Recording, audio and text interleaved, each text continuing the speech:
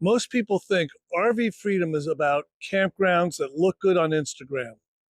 They see the sunset, the campfire, and the open road. But here's the twist that usually stops people in their tracks before they ever turn the key. The real story isn't the scenery at all. It's the panic. It's what this lifestyle does to your head, your heart, and the sense of who you are. There is one specific mindset shift that completely changed how I survive out there. Without it, I probably would have quit and gone back to the suburbs within 6 months. I'm going to come back to that in a minute because it might change how you look at your own future. But first, let's talk about the thing almost everyone is afraid to admit and is scared. I don't mean I was a little nervous. I mean I was terrified. Not once, not briefly, but over and over, all the way through the process. I worried about money. I kept second guessing my numbers, wondering if I was actually budgeting smart or quietly underestimating what this lifestyle really cost. I worried that I'd get out here into the middle of nowhere and feel a level of isolation I couldn't handle. But the biggest fear wasn't financial or logistical. It was social. I pictured people back home, friends, colleagues, neighbors, family, shaking their heads and saying, "He's turned his whole life upside down for some crazy RV adventure. He's just having a midlife crisis. He'll be back in 6 months." It's that fear of looking foolish. We don't just worry about failing, we worry about failing in public. We worry about having to drive back into our old driveway with our tail between our legs, admitting that the cynics were right. On top of that, I had strong ties to my family. I knew I had to be in the Southwest for winter to avoid freezing, which meant hundreds of miles of distance. I had to accept that there would be birthdays missed. Holidays would be faces on a video call instead of hugs in the kitchen. That was not an easy thing to make peace with. If you're sitting there thinking, "I care too much about what people think," or "I love my family too much to leave," let me interrupt that thought. Every single person who lives this lifestyle successfully wrestled with those exact same questions. The difference is not that they had no fear. It's that they moved with it instead of waiting for the fear to disappear. If you wait for the fear to vanish, you'll never leave your driveway. The fear wasn't just emotional, though. It was practical. I knew I couldn't keep a house full of belongings and move into a small rig. The math just doesn't work.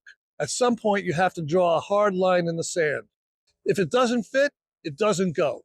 So I started a purge. I sold things, I donated things, but then came the hard part, letting go of objects that had stories attached to them. You know, the things I'm talking about. The tools you inherited from your grandfather, the books you've had since college, the chair that just fits you perfectly. That part isn't glamorous. You stand in your living room surrounded by boxes and trash bags, holding something you love, and you ask yourself, am I really doing this? Is this a mistake? I pushed through it, and I found that on the other side of that mess is a strange kind of lightness that is hard to describe until you've felt it. You realize the memory isn't the object. The memory is in you. The object was just weighing you down. Now, I didn't just jump in blind. I ran a quiet little experiment that changed everything. And if you're on the fence, you can use the same idea. Before I sold everything, I did a test run. I didn't just go camping, I simulated the lifestyle. Living in a tiny space for a short time gave me the answer I was secretly afraid of. I asked myself, would I hate living in a small box on wheels? Would the walls close me in? It turned out I loved it. I liked that cozy feeling. I liked how every object I owned had a specific job. If it wasn't useful or beautiful, it wasn't there. That accidental test run told me more than any YouTube video or brochure ever could. You could borrow this idea, rent a rig for a weekend, buy a cheap used van and take your vacations in it for a year. Instead of trying to solve your whole life on a piece of paper, give yourself a controlled experiment. Let your actual experience cast that deciding vote. Once you're actually on the road, the questions from others change. One of the first things people ask me when they hear I live solo is, don't you get lonely? I've answered that in another video, but the honest answer surprises them. No, I don't feel lonely. But I did have to go through a withdrawal period. There's a massive gap between being alone and being lonely.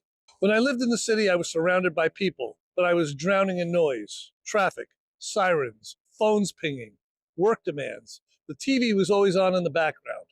When you first come out here, the silence can actually be loud. It feels uncomfortable for the first week or so. You reach for your phone just to fill the gap. But once you break that addiction to noise, the soundtrack changes.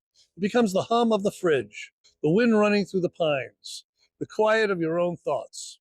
In that quiet, you lose connection. You trade shallow, constant stimulation for a deeper connection with yourself. You rediscover who you are when nobody's watching. That shift alone is worth more than any postcard view. There's also a misconception that living in a couple of hundred square feet will make you soft and lazy. People assume you just sit in a camp chair all day. In reality, this lifestyle keeps me moving more than normal life ever did. It isn't a fitness program, it's just survival. Climbing in and out of the rig constantly, carrying water jugs, cleaning the solar panels on the roof, lugging groceries from a distant parking lot. Because space is limited, I can't load that fridge with impulse junk food. So I'm more deliberate about what I buy. I sleep better with cool night air sliding through a cracked window instead of being sealed in a climate control box with city noise outside. When your lifestyle is designed around functional movement, health becomes a side effect instead of a project. Now let's talk about that part that actually scares seasoned travelers. It isn't bears and it isn't stranger danger. It's losing connection. I don't mean losing access to Facebook for a day. I mean losing the tools that keep you safe. Weather alerts when a nasty storm is sneaking up from behind you. GPS when you're threatening your way down some old road the map barely shows. The ability to call someone and say, I'm okay. Losing that can turn a great day into a very bad one. The answer, though, isn't to panic. It's to plan. Over time, I built a setup around redundancy. I use satellite internet, Starlink, so I can get broadband in wide open spaces, out in the mountains or in the desert. I have a cell booster to squeeze a usable signal out of those fringe areas where your phone normally gives up. I keep offline map of the entire country downloaded so I'm never staring at a blank screen wondering which turn I missed. On top of that, I have 1.5 kilowatts of solar panels on the roof, plus two 100-watt portable panels I could chase the sun with. All that feeds into a 16 kilowatt bank of lithium iron phosphate batteries. That means my power and my connectivity don't disappear just because I'm miles from the nearest outlet. My security works the same way in layers. Good locks, motion lights, cameras I can pull up on my phone. None of it's about fear. It's about building peace of mind on purpose. When you know you're prepared, you actually relax and enjoy the view. But equipment is only half the story. The other half, the more important half, is how you handle the moment when something goes wrong. And hear me clearly, it absolutely will go wrong. At some point, a water pump will quit on a blazing hot day. A tire will sag in the middle of nowhere. A solar controller will stop behaving for reasons it refuses to explain. In a more traditional life, those moments feel like crises. You call a landlord or mechanic and you stress out. Out here, they're just part of the week. I remember one specific time early on when my slide out wouldn't retract. I was miles from the pavement. My first reaction was pure panic. I'm stuck. I'm trapped. But then that panic fades. You take a breath. You open the toolbox, you find the manual, you go into problem-solving mode. I've watched brand new RVers spiral into a meltdown the first time something breaks. I've also watched experienced people just sigh, make a fresh pot of coffee, and get to work. This lifestyle doesn't reward drama, it rewards patience. The question isn't, why is this happening to me? It's, okay, what's my next step? Every time you fix something yourself or you manage a problem without falling apart, you become a little bit more confident. That quiet, growing self-confidence is one of the most powerful rewards this life gives you and has nothing to do with where you park. There's another layer to all this that almost nobody talks about, and that's identity. For most of my life, if you asked me who I was, I would have answered with a job title. I've been this, I've been that, I've been whatever. I've had so many lives, so many jobs in these 70 years of life, it's remarkable. Those roles were the shorthand I used to explain my value to the world. When I stepped into this lifestyle and retired from that regular grind, I had to let that version of myself fade.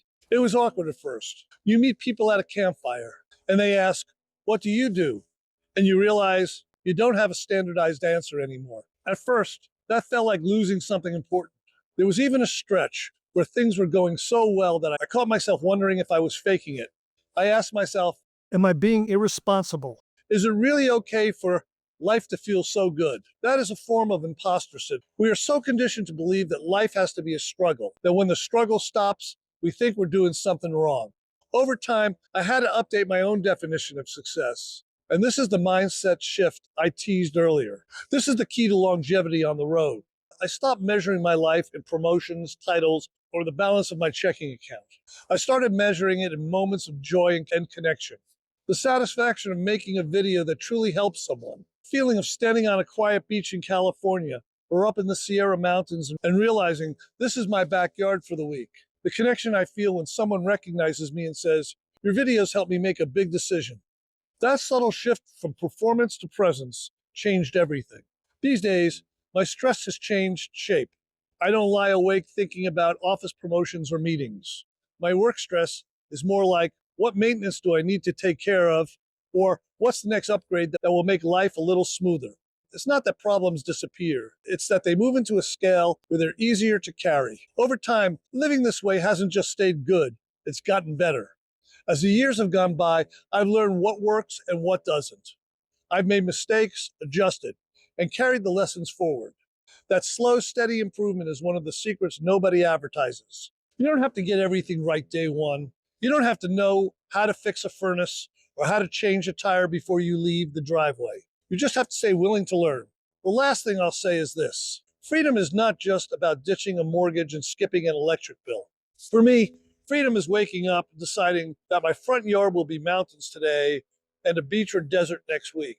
It's staying somewhere for an extra week because it just feels right, or leaving a day early because something in me wants a new horizon. It's not about running away from a normal life. It's about moving toward an intentional one, more focused, more capable, more present. I'm not hiding from the world out here. I'm experiencing more of it on my own terms. And if you've ever stood in a campground or looked at a rig driving by and thought, could I actually do this? The fact that you're asking that question means you're already halfway there. If you've been on the road, I'd love to hear from you. What's the biggest lesson or surprise you've had so far? Please drop it in the comments, because your story might be exactly what someone else needs to hear to make that smart, brave choice. And if this helped you see solo RV life more clearly, the good, the hard, and the honest in between, consider sticking around. I share real world RV living with no fluff, no filters, just what it actually feels like to build a life on wheels. Anyway, I'll see you out there. Drive safe and enjoy your RV life.